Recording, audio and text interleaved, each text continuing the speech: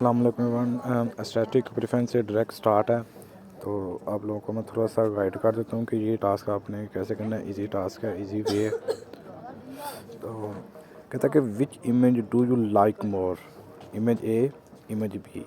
तो image B is beautiful then image B, ठीक है।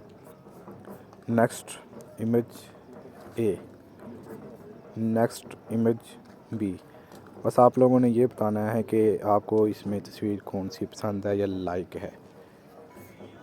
Which more image is beautiful than is correct answer.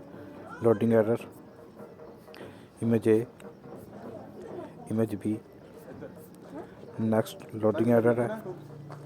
Next हमारे पास image A beautiful, image A, next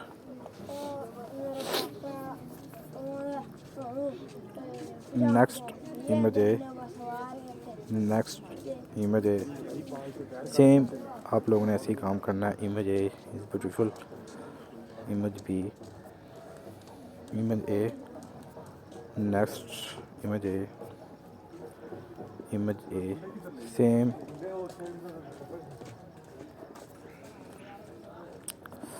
easy task है, ध्यान से आप लोगों को करना है। स्टैटिक। Thank you. वीडियो अच्छी लगी है तो लाइक, कमेंट्स एंड शेयर करें, और प्लीज़ प्लीज़ जल्दी जल्दी इस चैनल को सब्सक्राइब भी किया करें।